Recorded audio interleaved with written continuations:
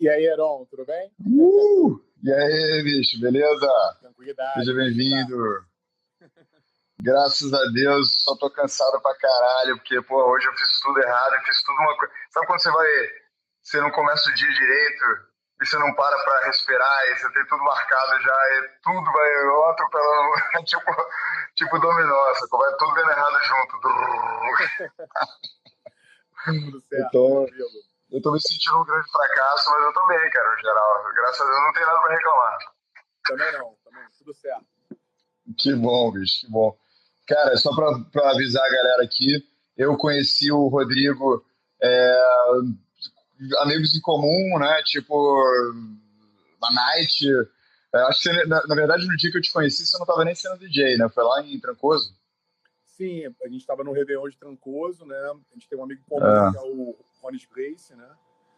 E, e ele acabou me apresentando você, a gente conversou sobre música, sobre tudo. Foi uma noite bem legal. total, é. E você falou, e eu acho que a primeira coisa que eu achei legal foi que você falou que você era, pelo menos inicialmente, você começou como músico mesmo. Aí eu fiquei impressionado.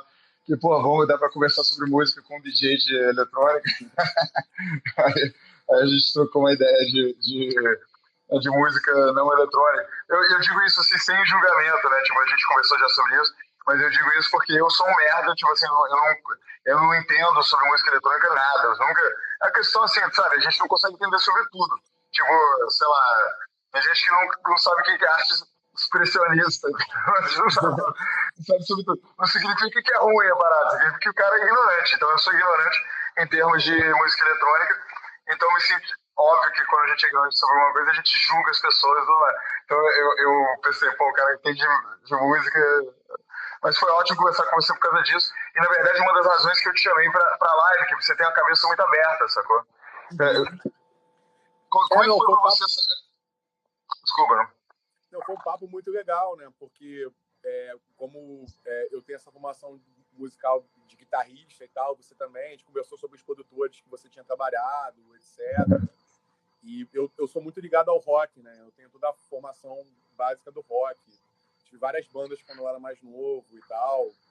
E você Então, pode falar isso abertamente assim para seus fãs que estão assistindo, tipo, eles não vão te julgar por ser do rock também. imagina, imagina. Inclusive, nos meus sets eu tenho várias influências de rock. Eu abraço o rock, assim, com todo o amor. É verdade. Eu tava até falando pra você outro dia que a gente tava lá no Pato com Laranja, e eu tava ouvindo, eu falei, pô, seu set dá pra. Eu até escuto, assim, feliz, porque tem muita influência, dá pra ver, né? Que você coloca muita coisa que você gosta de outros âmbitos. Com certeza, com certeza. Assim, eu já fiz sets de rock também, em alguns momentos específicos, mas eu olho muitos produtores que fazem essa mistura, que transitam entre o rock e o eletrônico. Isso é uma coisa que eu estou olhando com muito carinho. Então, como eu estou também caindo muito nessa área de produção, vou lançar diversas tracks minhas agora. Eu também estou produzindo tracks com esse tipo de, de coisa, de misturar rock com o eletrônico. Isso é uma coisa que sempre me chamou a atenção, assim. Então, de maneira, eu acho que inclusive são coisas que são super complementares, assim, apesar de não parecer, sabe? Então, para mim não tem muito essa barreira. Para mim existe dois tipos de música boa e Mas, música ruim. O resto bota é fé. diferente. Mas você sente, porque eu vivi, sinceramente, em Brasília, né? A galera do rock era meio. Depende da época, mas uma época clara, a música era bem separada, assim, a música, tipo, festinha de rock e festinha de eletrônica. Era uma galera diferente e rolava um pouquinho de preconceito. É óbvio que tinha um crossover, mas rolava um pouquinho de preconceito um com o outro, né? Você, Não, você sente que existe ainda isso? cara, acho que ainda são tribos um pouco diferentes, né? Mas eu acho que já mudou muito, assim, do que era antes, assim. Eu acho que a música eletrônica ela popularizou muito, né? E ela veio para ficar. Então, muitas pessoas que gostavam de rock antigamente, hoje em dia já gostam de música eletrônica, já entendem. E do outro lado também, pessoas que já começaram com música eletrônica, de repente ela ouve um remix, de repente, sei lá, de uma banda, por exemplo, um The Police, alguma coisa assim, e E aquilo ali desperta o interesse dela de buscar a obra original do artista, entendeu? Ah, legal. Tipo uma vitrine. Então, eu acho que são mídias que conversam bastante e que faz despertar essa curiosidade do público. Pô, quem são esses caras ali que, sei lá, cantavam essa música nos anos 70, pesquisa... E também o contrário, né? Porque hoje em dia muito do rock tem influências eletrônicas, ou tem, tipo assim, você pegar Radiohead, por exemplo, tem muita coisa, muito uso, né, de elementos eletrônicos. Bandas assim que são renomadas, reconhecidas, o The Strokes, o segundo disco, por exemplo, The Strokes, foi bem mais assim, tem uma camada de eletrônica bem maior do que o do primeiro disco, por exemplo. Claro, sem dúvida, sem dúvida. Cara, tem muitas bandas assim que misturam rock e eletrônico de maneira assim que eu gosto muito, né? Agora a gente teve a questão do Daft Punk tá se separando, que foi assim talvez a minha maior influência assim de adolescente, para gostar de música eletrônica, quando eu era muito roqueiro, assim, sabe? Foi uma das primeiras coisas que eu gostei também de eletrônica. Exatamente. Eu, na verdade, nem considerava eletrônico, considerava meio tipo Kraftwerk, assim, que é tipo uma coisa que num lugar no meio. Assim. E o legal, assim, que eu consigo ouvir muito da base do rock no som deles, assim. Na verdade, eles tinham uma banda de punk nas antigas, né? E o nome Daft Punk, ele veio de uma crítica de uma revista inglesa chamada os críticos, eles falaram o seguinte da banda antiga dos caras, né? Eles falaram, o baterista do Phoenix, inclusive, era dessa banda. E eles falaram que eles queriam criticar que era um som de punk meio meloso, meio chato, e usaram o termo Daft Punk, que é tipo um punk meio burrão. Exatamente. É até bem difícil traduzir, mas é um punk, entre aspas, meio babaca. Bobo. Assim. E eles acharam graça naquela crítica e virou basicamente o nome da banda deles. Então, você ouve muito essa influência de punk, de rock no som deles desde o início, assim, sabe? Seja na modulação que eles fazem dos synths, assim, eles usam umas coisas bem distorcidas, sabe? Umas coisas assim bem legais. E também, cara, o mundo também tá meio, vamos dizer, tá mais fundido, né? As coisas não estão tão, sei lá, 30 anos atrás, as coisas eram mais categorizadas, tinha aquela coisa lá de indústria, você ia para Tower Records, né? Você ia para essas lojas de discos gigantescas.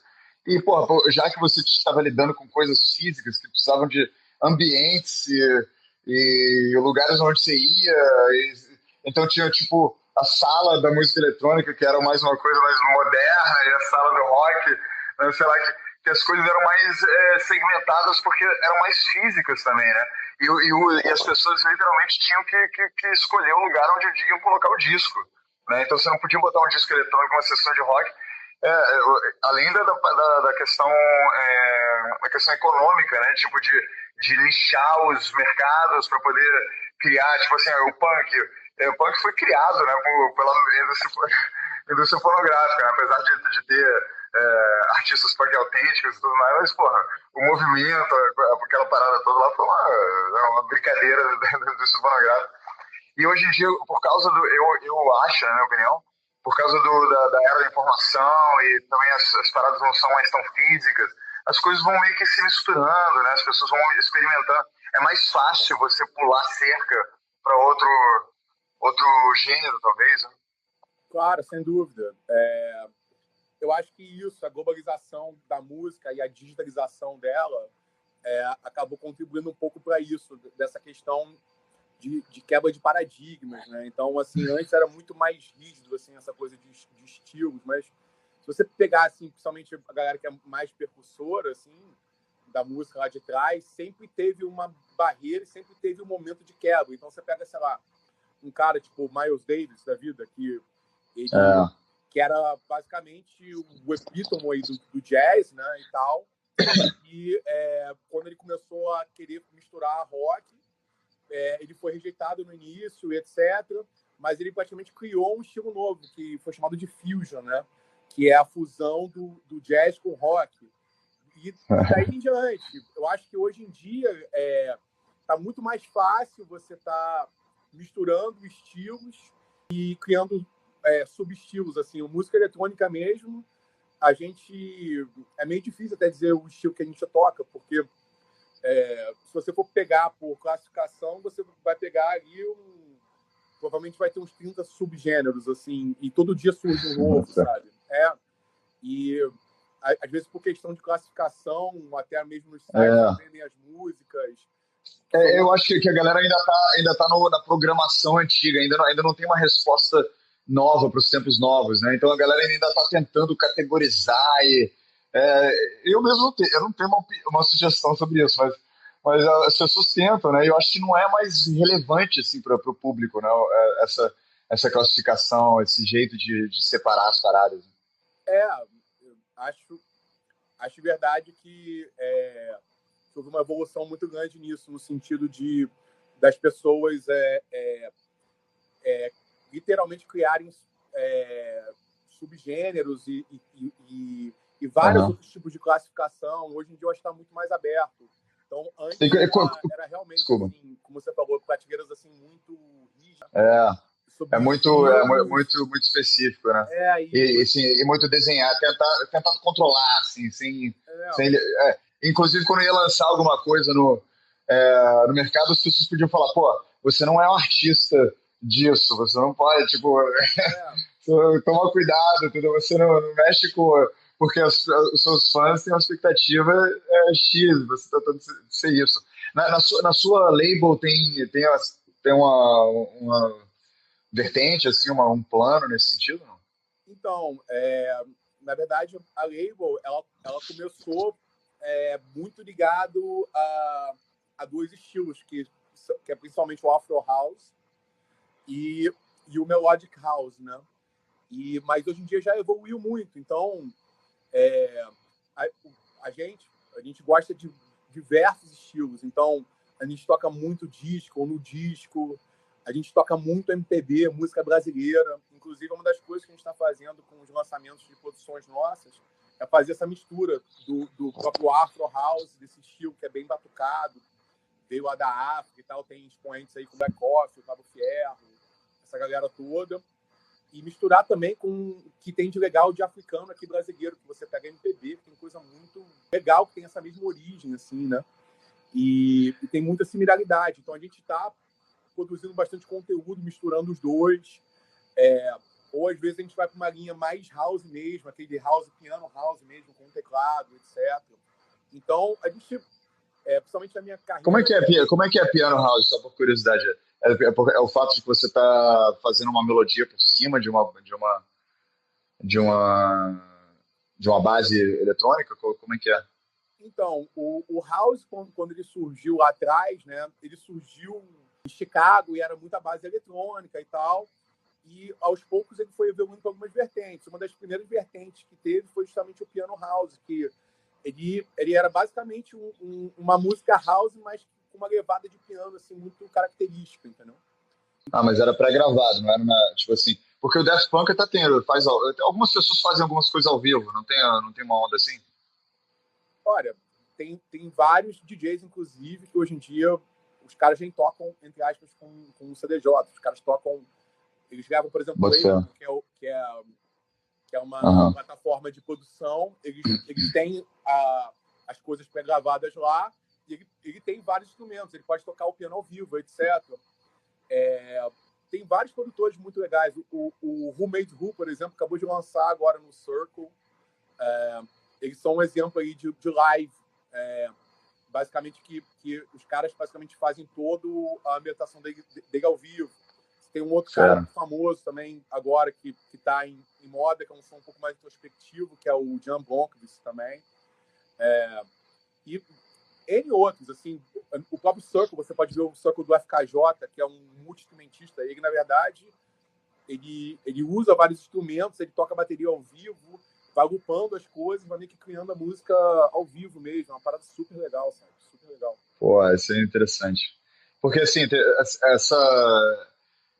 um dos preconceitos, vamos dizer, com a galera que é músico ou do rock, vamos dizer, com música eletrônica, essa coisa das coisas serem meio pré-gravadas, né?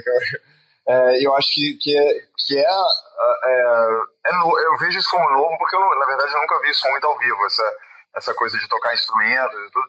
Mas é muito legal que isso está acontecendo, porque isso demonstra que a gente finalmente, como humanidade, a gente fez uma quebrar a bolha de usar coisas digitais, eletrônicas e tudo mais como parte de um show, né, de uma coisa ao vivo, uma coisa e isso é importantíssimo, porque senão sempre vai ter essa distinção de coisas gravadas do DJ, que nem aquele filme lá, qual é o nome daquele filme aquele sobre os DJs de hip hop no começo, sabe?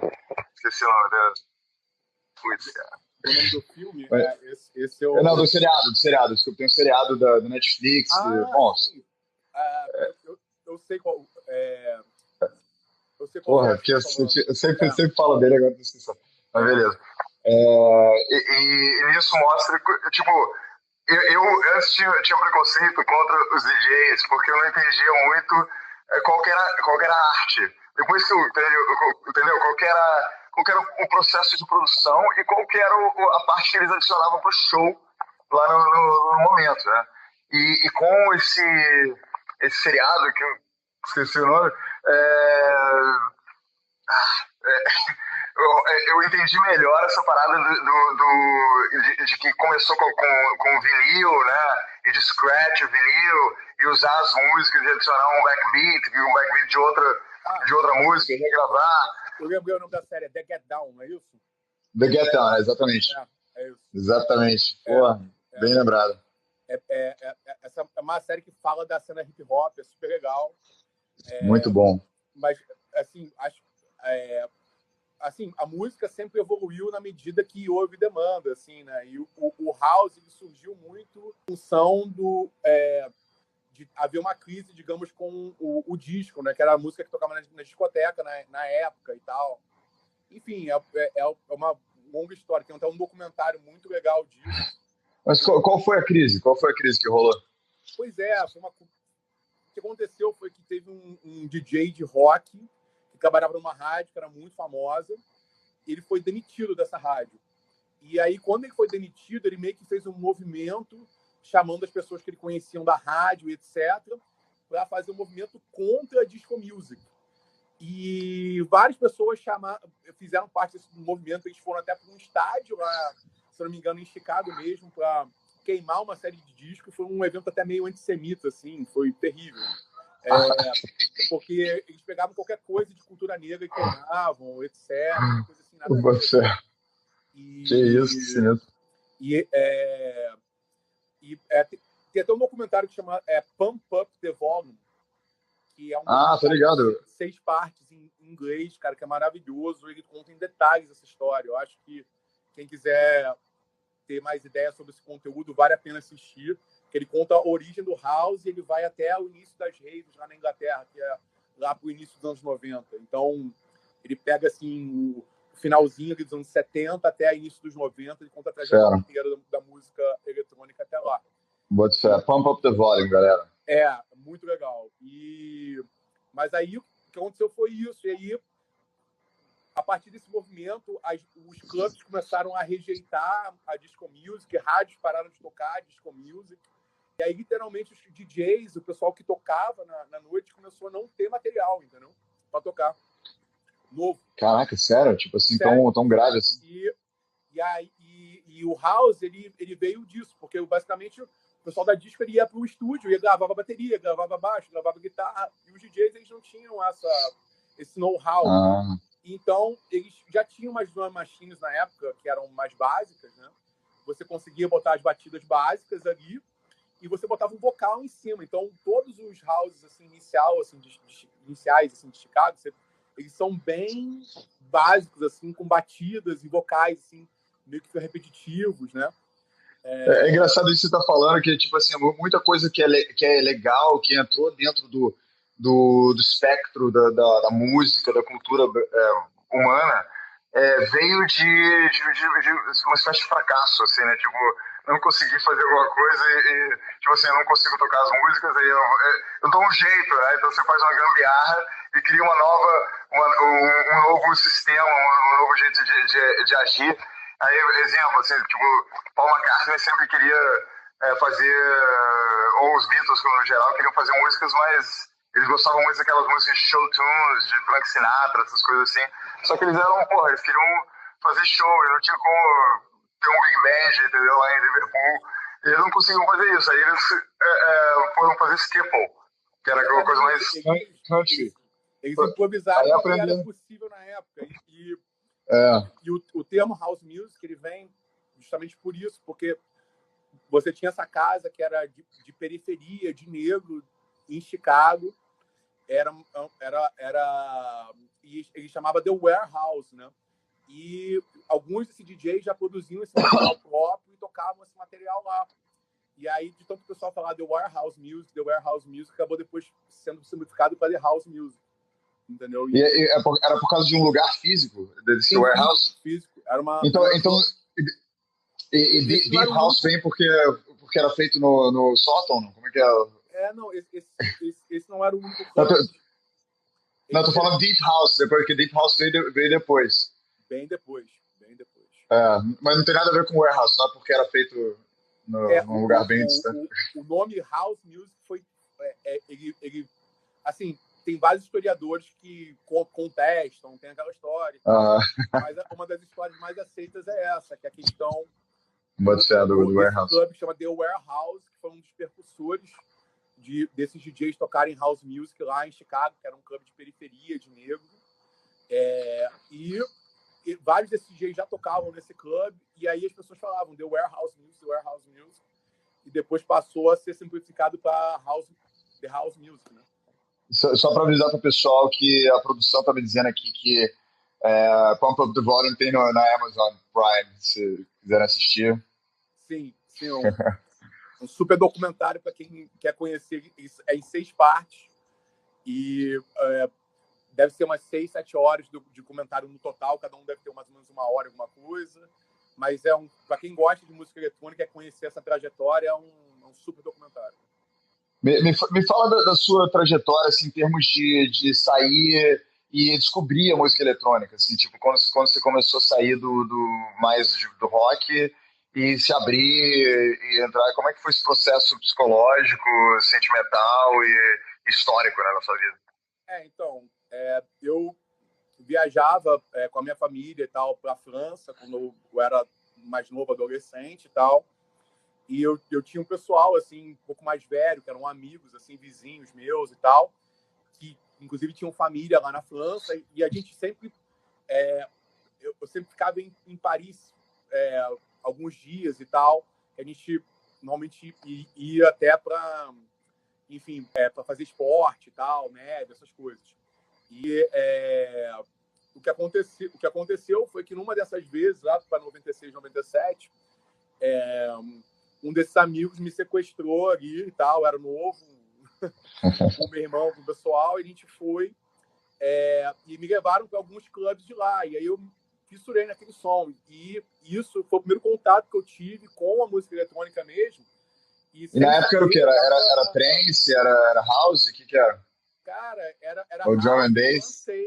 Era literalmente o início ali do French Touch, então eu tive o privilégio de ver caras como o David Guetta, o Bob Sinclair no underground lá. Os próprios caras do Daft Punk, o Thomas, o Gui e tal. Eu consegui ver esses caras lá quando eu tinha 16, 17 anos de idade, sabe? Caraca, então isso é marcante. Muito marcante. E era uma sonzeira, assim, porque eles, na verdade, eles bebiam muito da fonte do house original e do disco, né? Mas eles tinham toda uma produção própria, nova, moderna. E eu não sabia o que era aquilo, e aquilo dali me impactou de alguma forma. Eu voltei para o Brasil, continuei com minhas bandas, com as coisas. Mas depois eu fui vendo o lançamento. Aí teve o lançamento do primeiro disco do Daft Punk, Homework, né? Que falando, caramba, o som que eu estou ouvindo, que eu ouvia lá, era bem esse estilo aí e tal. E daí por diante. E aí que eu comecei a gostar mais de música eletrônica, primeiro contato mesmo. E eu tive banda durante vários outros anos, mas eu já gostava daquilo. E no Rio, principalmente, o clube que mais tocava esse estilo, no início, pelo menos que eu peguei, que eu saía na época, era o Baronete, né? Eu me lembro muito bem que ali, o Baronete, ali quando abriu, final de 2001, 2002, a gente ia lá e as meninas reclamavam, porque a moda era hip hop, esse hip hop tipo o Jagu, cantado com isso. E o house que o pessoal botava, DJs como era o Lorenzo na época, o Papagaio, etc., caras que eu fiquei amigo depois, eles traziam esse som de fora, botavam e as meninas reclamavam porque era diferente, né? Mas não durou muito tempo, 2, 3 anos, com a galera insistindo, todo mundo amava aquele som.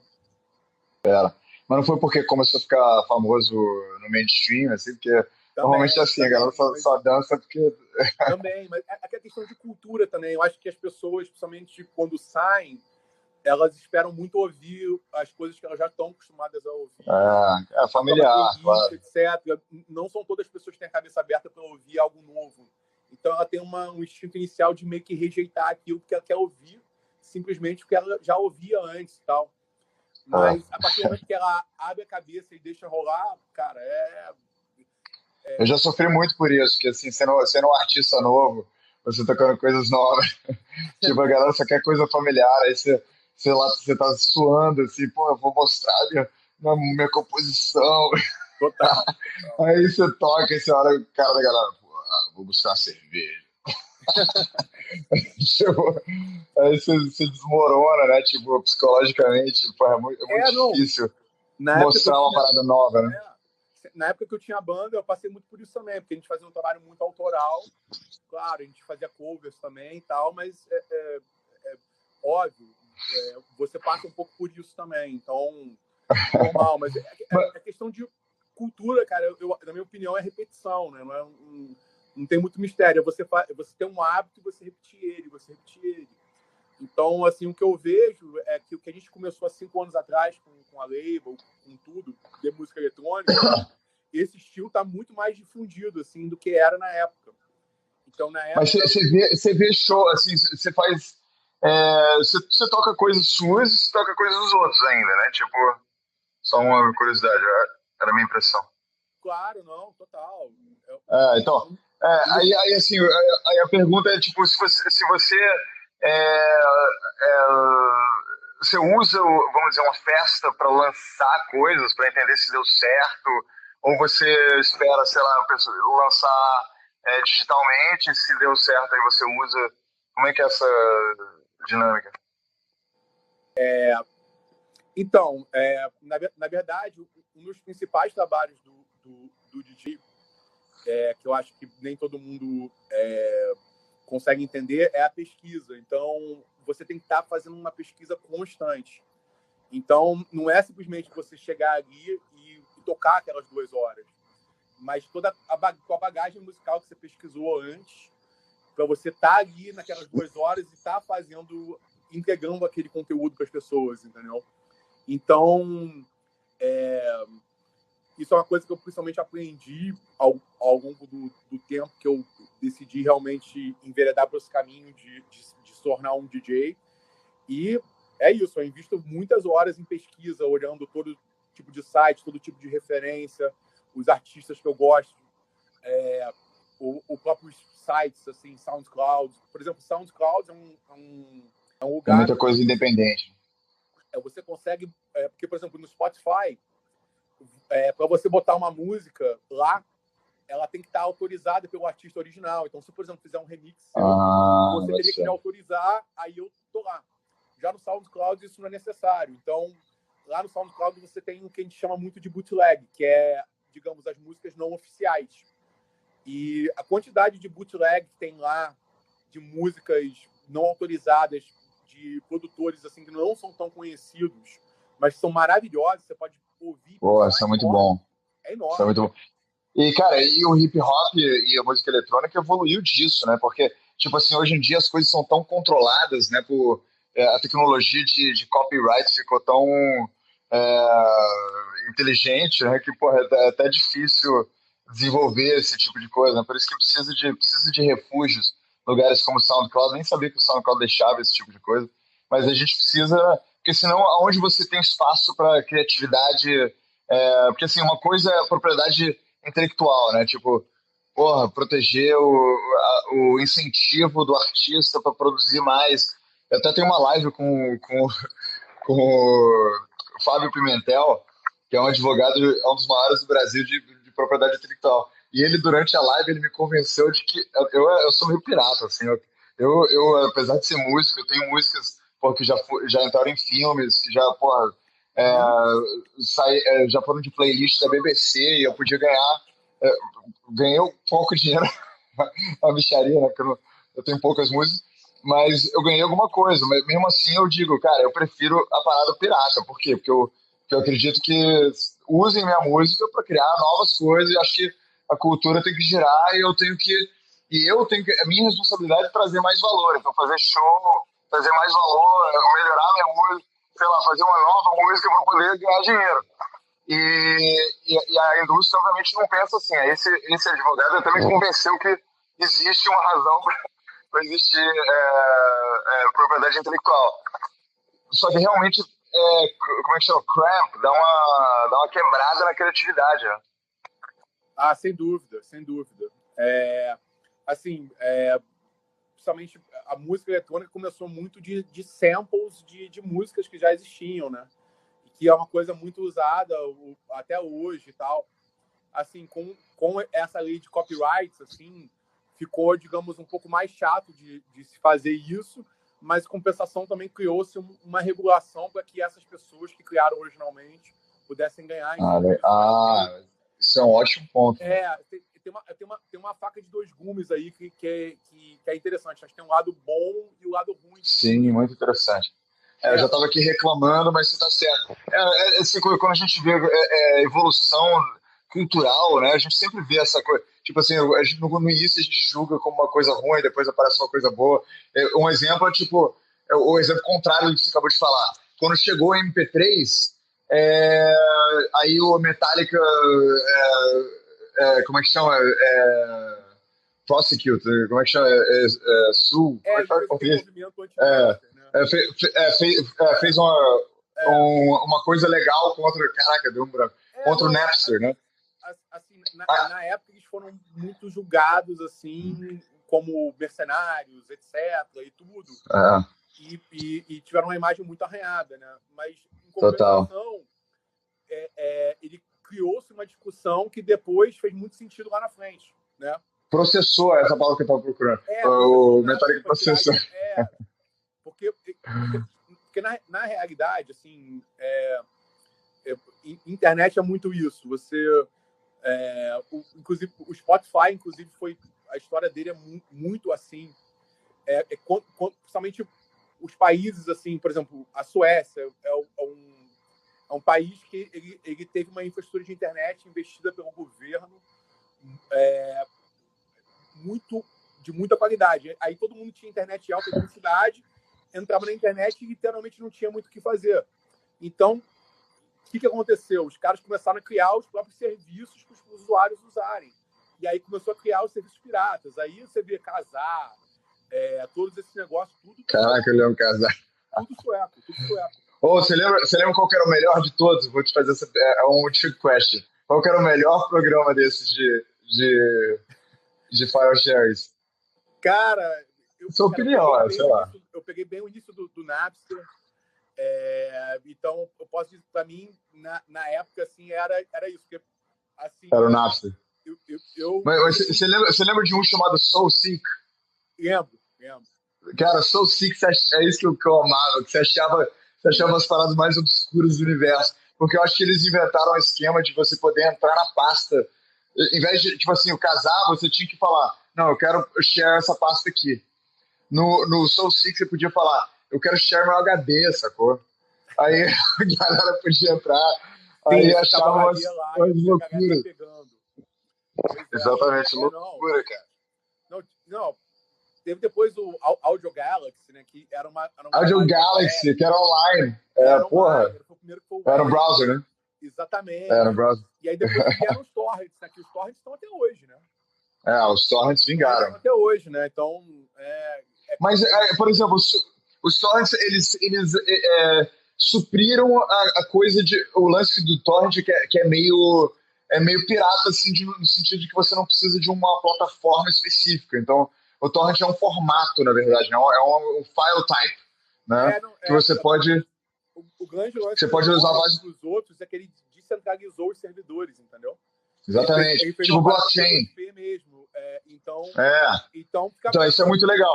Só que aí eu tenho problema, tipo, o SoulSeek era uma parada que já tinha, tipo assim, muita coisa que eu não acho em torrent, eu achava em SoulSeek fácil, entendeu? Que eu não acho, porque não tem gente uploadando, entendeu? Total. Mas assim, pra gente que tinha que ir na loja, comprar o CD, comprar o vinil, comprar alguma coisa, na época foi muito bom. Eu me lembro, assim, no início do MP3, quando começou a onda, lá para 97, assim, você não conseguia nem achar direito na web, nos sites, porque era muito pesado você baixar. Então, claro. O grande lance era você juntar e aí você pegava os CDs de todo mundo, você ripava e você fazia essa troca entre a galera, sabe? Total. O peer-to-peer era dentro da cidade, né? Antes disso era o mixtape, né? Você botava dentro do carro o mixtape e entregava pro seu amigo. Aí tinha o brother que era o mais tecnológico, que tinha uma máquina de mixtape com mixtape para poder juntar. Total. Tinha um amigo nosso que a gente fazia sempre isso na casa dele. Ele tinha um acervo enorme. Eu fui pegando dele e ele foi pegando de mim também. E a gente, assim, eu nesse início eu era um heavy user assim, de MP3, assim. Era bacana. Eu tava pesado, né? Sua família teve que fazer uma intervenção. Pois é, não, eu sempre fui muito ligado ao computador também, né, e tal. Sempre tive esse background. Mas, cara, sinceramente, assim, tipo assim, sem querer fazer propaganda pro Spotify, eu quero até que eles me ofereçam 100 milhões de dólares que nem eles ofereceram pro Joe Rogan, mas então eu tô um pouquinho motivado por tentar chamar a atenção deles. Mentira, parece que... mas eu acho que, sinceramente, Spotify é bizarramente inclusivo, assim, tem muita coisa, cara. Tipo assim, tem coisa que eu achava no SoulSeek, por exemplo, que eu achava que eu nunca ia achar em lugar nenhum, que, porra, tudo bem, tem muita coisa que não tem, por causa de direitos autorais, qualquer coisa assim. Mas, cara, tem bizarramente muita coisa no Spotify. Eu acho umas bandas dos anos 60, tipo, que eu era, tipo, não sei se você sabe disso, mas quando eu morava em Londres, eu era editor de uma revista só dos anos 60, de música dos anos 60. Então, assim, o nível de especificidade, essa coisa das bandas era gigante. Então, eu acho umas paradas que porra, só a nossa galerinha ali conhecia. E hoje tem o Spotify pra todo mundo em streaming, sacou? É bizarro, cara. É muito melhor. Não, com certeza, não. O Spotify, assim, é uma coisa que eu tive contato lá atrás, porque enfim, eu sempre trabalhei na indústria de tecnologia durante um tempo também. Nesse ato, assim, eu tive banda durante o tempo, eu fiz a faculdade de engenharia e tal, e basicamente, quando eu estava lá, por acaso, eu tinha um amigo meu sueco que me botou para representar uma empresa dinamarquesa. Qual é a sua relação com a Suécia? Exatamente. Então, ele me mostrou o Spotify, assim, no início do Spotify. Porque é sueco o Spotify, não? Sim, é sueco. É sueco. Ninguém sabe disso. Outro dia eu até olhei isso. E o grande sucesso deles foi justamente isso, porque eles identificaram basicamente uma demanda, ou seja, você tinha uma internet de muita qualidade lá para o público, você tinha as pessoas que queriam consumir música, mas os serviços de música que eram prestados não eram bons. Então, qual era a consequência disso? Era pirataria, porque eles pegavam o casar, etc., estava basicamente suprindo uma demanda reprimida lá, né? E o Spotify foi inteligente de entender o seguinte, olha, se eu mudar esse modelo de negócio aqui, ninguém está ganhando dinheiro de nenhuma maneira, então vamos tentar fazer... Todo mundo vai ganhar. O cara paga uma mensalidade fixa, o cara já não está ganhando nada com esse catálogo que ele tem aqui, a Warner ou outros grandes detentores de conteúdo e tal, eles foram dos detentores, apresentaram um modelo, os caras aceitaram fazer esse modelo de revenue share, onde é que os caras... Então, mas isso leva a uma parada que eu acho importante também a gente colocar aqui, que a gente está falando sobre indústria fonográfica no geral, né?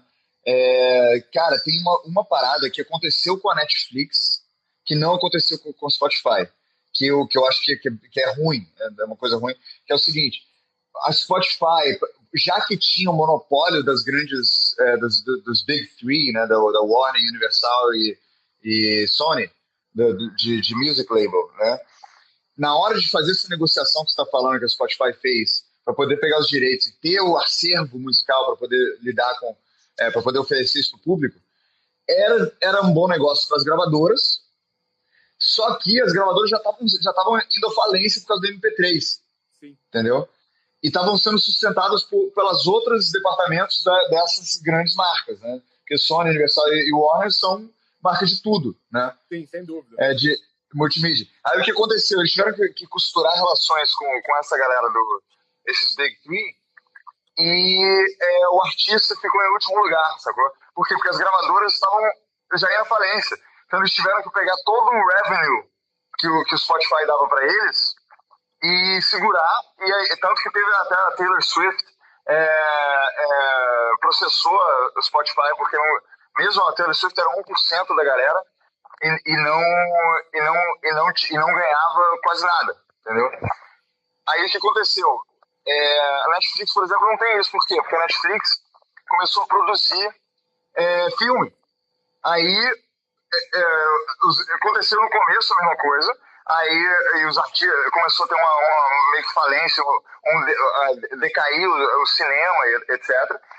E isso foi suprido pelo fato que a Netflix e a Amazon Prime, os distribuidores viraram estúdios de produção.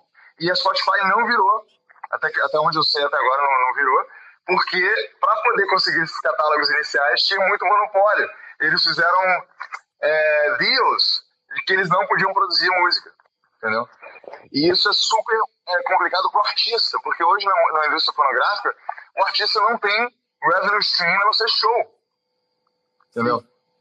E isso transformou o artista em meio, cara, o artista muito desfavorecido, o artista musical. O artista, o ator, o diretor de cinema voltou a ter sentido. Porque hoje tem séries pra caralho, tem, Netflix, Amazon Prime. Agora o músico tá foda, né? Não, sem dúvida. Assim, esses modelos são muito novos, né? E a galera que ganha dinheiro com isso são pessoas que estão ali na casa dos milhões, bilhões de plays, sabe? Então, realmente, principalmente para artistas novos, principalmente, é muito complicado. Ou até para artistas como a gente, que está, digamos, no meio de música eletrônica, que é um pouco mais nichado, é um pouco diferente. Ele não tem tantos plays assim. Então, para você monetizar dessa forma, é realmente complicado. Mas, assim, eu acho que a grande sacação dessa história do Spotify é entender uma demanda que está ali reprimida. Sim. E você conseguir fazer um produto que as pessoas querem pagar por ele, mesmo podendo ter o de graça. Porque, na verdade, isso para o consumidor e para a cultura no geral, isso é genial. Agora eu fico me perguntando qual que é a resposta para trazer dignidade de volta para os artistas, né? Porque assim, a Netflix teve essa resposta. E a Spotify ainda está presa nessa coisa desse acordo dos record labels, né? Eu acho que já teve uma evolução bem grande no sentido de eles criarem modelos que, de fato, as pessoas são monetizadas, só que eles são modelos que exigem um número de plays, assim... Mas não é tipo assim, quando você fala Taylor Swift, o dinheiro que ela ganha hoje por bilhões de plays é pouco, considerando o que um artista ganhava por 1 milhão de vendas antigamente. Então, a diferença é muito grande. Então, o cara, às vezes, hoje tem muitos seguidores. E talvez seja, eu estou citando isso, mas talvez seja que o artista musical, e está mais ou menos acontecendo isso, ele tenha que, vamos dizer, que nem era, sei lá, rock independente dos anos 80, anos 90, que vendia merch, né, que vendia a camisa da banda, que ia em turnê e fazia... Ou seja, eles se viravam de uma forma... Quando saturou um pouco a indústria, tinha banda demais, aí não tinha muito espaço para as bandas novas, né? Aí as bandas novas tinham que... eles tinham lá 1000 fãs, Aí eles iam, faziam show e imprensavam eles mesmos em casa discos, né? 300 discos lá para os fãs deles e vendiam e isso, custeava o próximo passo deles.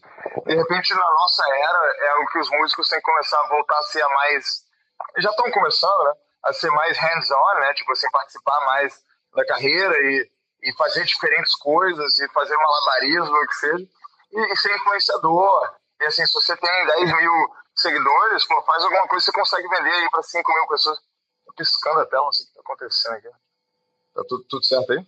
Tudo certo. Entendeu? Eu acho que talvez por um lado é bom isso, né? Porque o músico também era meio mimado. Tipo assim, ó, a gravadora, tipo, rolava aqueles filmes, né? Tipo, do cara tocando pra uma plateia e era descoberto pelo empresário e daqui a pouco ele tava lá no jet ski dele e tal. E hoje em dia o músico tem que ser mais criativo de novo, né? De repente é bom. Não, sem dúvida. Sem dúvida. Assim, o legal das plataformas digitais agora é que você realmente... É muito mais fácil você mostrar o seu trabalho, né? E tal. Então, antigamente, né? Eu estava falando, eu me lembro também na época mesmo que eu tinha banda, você dependia muito mais de outras mídias e que você sempre dependia de outras pessoas e tal. Então você tinha que levar disco para rádio, tinha que levar disco para não sei o quê. Aí tinha que ter para aquele jornalista babaca. Exatamente. Aí, que era amigo de todo mundo. Não, aí você, sabe, era uma coisa muito mais fechada, que para você entrar era muito mais difícil. Hoje em dia, o teu trabalho consegue ser exposto na internet de uma maneira muito mais simples. E essas distribuidoras digitais, no meio de música eletrônica, hoje em dia, é uma maneira muito eficiente de você conseguir distribuir isso para o mundo. A gente está justamente montando a Underdogs Music agora, né, que a gente vai lançar esses dias. A gente tem alguns EPs já prontos para sair. A gente vai ter uma distribuição do pessoal da Get Digital, na verdade, que é a distribuidora digital dessa gravadora de Berlim que chama Get Physical, que é uma label maravilhosa de Berlim, que vários caras que a gente é super fã lançam. E a gente vai estar trabalhando com eles. Parabéns. E para lançar esse material. E é bem legal, porque você consegue botar, e você vai estar em todas as plataformas. Você vai estar no Beatport, você vai estar no Spotify, você vai estar no Deezer, você vai estar no SoundCloud, em tudo, entende? E essa distribuição é importante, assim, para você como DJ? É importante, tipo assim, que você está fazendo festa, você está sendo contratado, você está aí no circuito, né, no Rio de Janeiro e tal. É importante essa coisa que outras pessoas ouçam, como é que é essa dinâmica na sua cabeça? Cara, acho que é muito importante, porque, claro, você está presencialmente fazendo as gigs, etc., é super importante estar mostrando o seu trabalho. E, claro, aquilo daqui tem um impacto, as pessoas estão ali de uma maneira diferente. No entanto, eu acho que a tua obra artística é tão importante quanto, entendeu? Para você ser levado a sério como um artista. Pode ser. Então... Entendi. É porque você se vê... porque isso eu acho que eu tô explicando para a galera que tá, né, seguidores aí que não são desse mundo, né? De repente, para poder entender melhor essa cabeça do DJ de eletrônica, né? Que tipo assim, mais uma vez, eu não quero correr o risco de ofender, porque não tem nada a ver com isso, mas você sabe que tem esse preconceito de, assim, tipo, muitas vezes um certo mundo não vê o DJ de eletrônica como artista, mas você se vê como artista, e por isso tem essa preocupação de como qualquer artista, de difundir o trabalho, de que as pessoas que talvez estejam com aquele anseio de ouvir uma música que você trabalhou, que você pesquisou, que você construiu com sua experiência e fazer aquele match, né, de tipo desejo com a arte. Não, exatamente. Eu acho que o DJ, simplesmente por estar num clube tocando, ele já está fazendo um trabalho super artístico, porque ele está pegando a bagagem musical dele, que ele tem toda guardada dentro da pesquisa dele, tudo, e colocando ali para fora para a galera, e dando essa experiência.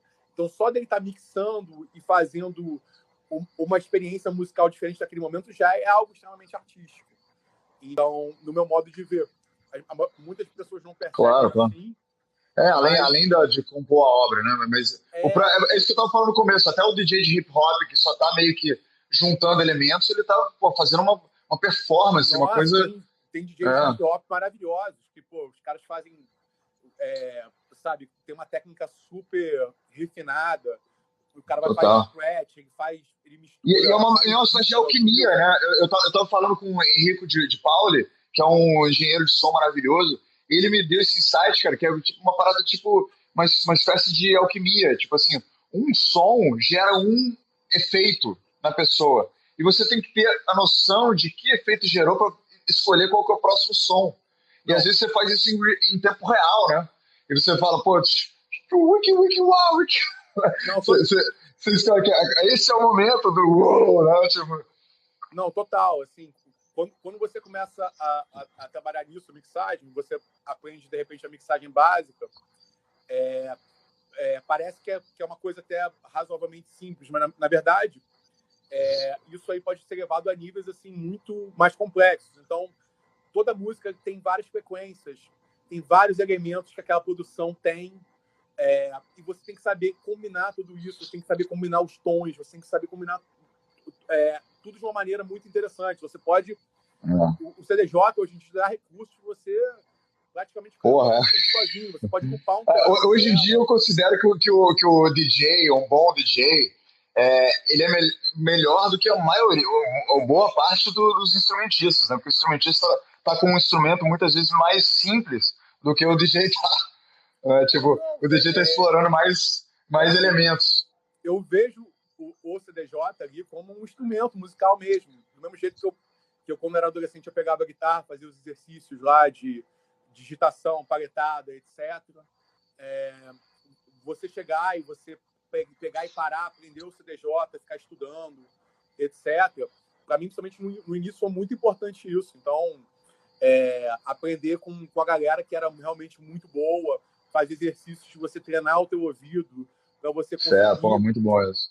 Para você conseguir sincronizar as músicas pelo ouvido, simplesmente sem saber qual é aquele BPM, você detectar pelo ouvido mesmo, como era feito antigamente, principalmente nos vinis e tal, que era tudo basicamente de ouvido, né? Então, isso tudo vai deixando você mais afiado e vai te dando base para você ter uma técnica maior no instrumento. Aquilo dali não deixa de ser um instrumento. Cara, Morgado, eu gosto de todo. A razão que eu faço essas lives, esses podcasts, né? Isso que eu estou fazendo, que eu estou cada vez mais dedicado para isso, é para poder aprender coisas novas, entendeu? Para poder sentar como eu estou sentando com você. E eu acho que esse insight para mim foi matador. Assim, eu acho que para quem está escutando a gente também é uma inspiração, entendeu? Entender que as coisas transcendem o formato, né? Tipo assim, a gente tá falando de música rock versus essas paradas que foram inventadas pelos nossos avós, né? E de fato a música, a sonoridade é uma parada que acontece dentro do nosso coração, no final das contas, nem dentro do cérebro, né? Tipo assim, como que a gente joga os sons e escolhe isso de uma forma X, pode ser desde metal até lounge, né? E como que isso vai impactar primeiro, como que vai entrar no cérebro da pessoa, vai ser digerido e vai cair no coração e a pessoa vai ser movida de alguma forma, ou para dançar, ou para gritar, ou para chorar, né, sei lá. Então, acho que é isso que eu aprendi nessa live hoje e achei bonito pra caramba.